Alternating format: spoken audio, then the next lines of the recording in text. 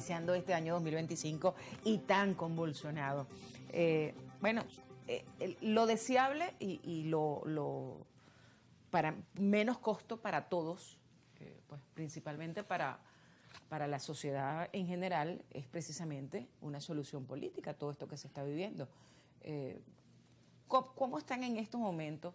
Pues porque se está hablando nuevamente de diálogo, se está nuevamente hablando de sentarse en la mesa, pero pues ¿qué va a pasar si se sienta nuevamente en la mesa cuando hay antecedentes?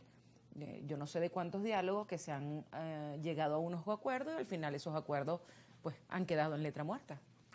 Ve lo siguiente, yo creo que lo que ocurrió el 9 y el 10 indica claramente que los dos sectores mayoritarios que están en pugna en Venezuela, en este momento no le salió bien la cosa como ambos, cada uno por su lado, esperaba que le saliera.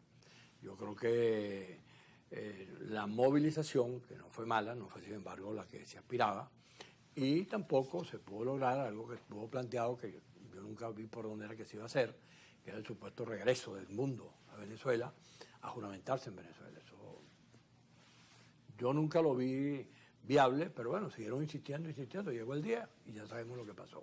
Y el gobierno también tiene su condición de precariedad. Esas dos situaciones tienen que verse objetivamente para tratar de ver cómo se va creando una salida distinta. El gobierno, por ejemplo, está convocado, no sé si finalmente se pudo implementar, pero no tengo todavía información. Jorge Rodríguez, presidente de la Asamblea, puso a circular una convocatoria el martes, donde decía que todos los partidos políticos, etcétera, etcétera, estaban convocados para hablar sobre el tema electoral. No tengo los resultados. Se ha hablado de cambios en la normativa electoral. De cambios, se supone que estaban retomando lo que abandonaron en noviembre, que se supone que el 15 de noviembre iban a tener resueltos los cambios. No, lo suspendieron, aprobaron la ley esta del Libertador Simón Bolívar, donde supuestamente resolvieron las dudas que tenían en esa materia. Están retomando nuevamente los aspectos más importantes, supuestamente, que tiene que ver con fechas, con proporcionalidad, con qué elecciones, sobre cómo es la situación de los partidos políticos, bueno, todo eso que estaba en este berenjenal de este enredo, y en un año donde además Maduro ha hablado de la posibilidad de una reforma constitucional.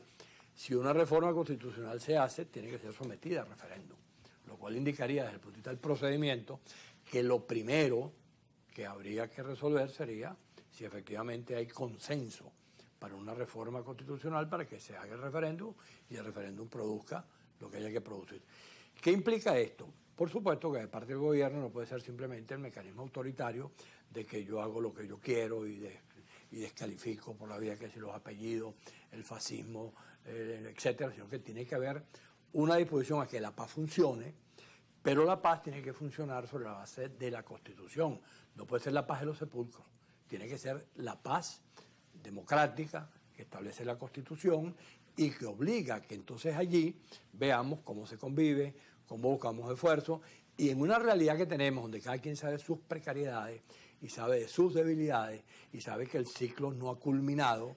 El problema, Felipe, es que la Constitución no habla.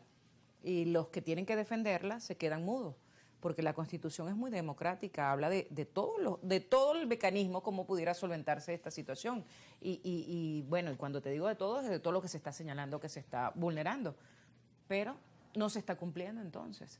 Pero no comparto la idea de que la gente se queda muda. Por ejemplo, el 9 puede haber sido... No, me refiero a defenderla, los que tienen que defenderla. El 9 salió una parte importante del país a defenderla. El 28, la mayoría del país defendió la Constitución. Ahora, una cosa es que tú asumas la defensa y otra cosa es que quienes están gobernando comprendan que hay mecanismos que tú no puedes seguir que tienes que respetarlo. Obviando. Por ejemplo, eso que hablábamos de la alternabilidad, tú no puedes seguir negado a la alternabilidad. El gobierno tiene que hacer con eso, con esa palabreja que dice no volverán, que la está aplicando de nuevo y la están repitiendo. Les tiene que pasar, porque les pasó lo mismo que ocurrió cuando ellos aplicaron otra palabreja que fue exprópiese.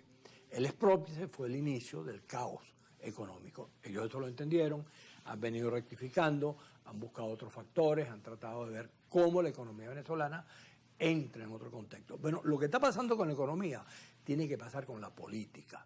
Ellos tienen que asumir que tienen que escoger o entre gobiernos autoritarios ya claramente identificados, que por cierto es muy mala la declaración que da Maduro cuando dice que él tiene aliados a Cuba y a Nicaragua. Estamos hablando de los dos gobiernos. Bueno, se vio en la toma de posesión. Claro, pero estamos hablando de los dos gobiernos más autoritarios que hay en este sector. Más allá de decirlo, es que ni siquiera tiene que decirlo, estuvieron allí, ¿no? Bueno, pero más allá de que estén allí, lo que él dijo fue que estaban preparados en la guerra.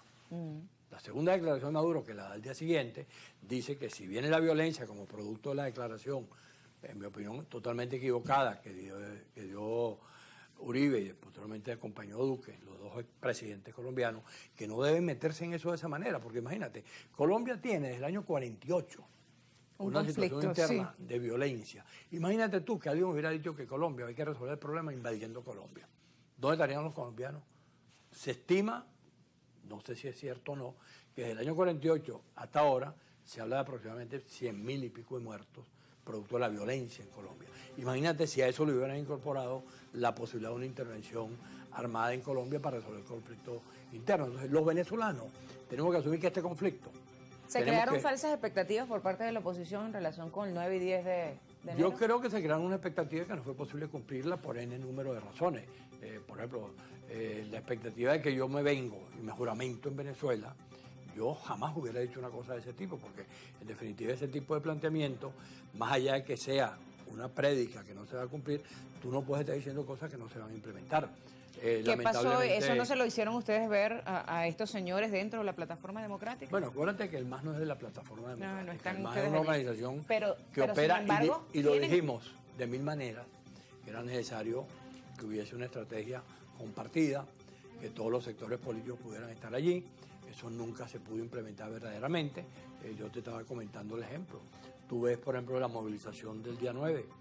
¿Cuántos dirigentes de los partidos o de otros escenarios sociales fuera de María Corina y fuera de Juanipa estuvieron presentes? En ninguna parte se vio ninguna fotografía que implicara eso.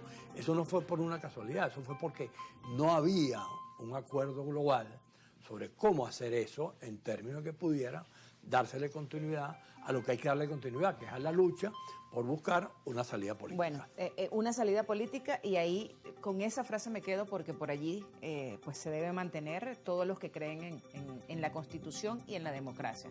Se nos quedó corto el programa, Felipe. Siempre es un placer conversar contigo. Muchísimas gracias por habernos acompañado esta noche. La próxima vez hacemos 3 programas juntos. Sí, bueno, vamos a ver si la señora Bárbara nos lo permite.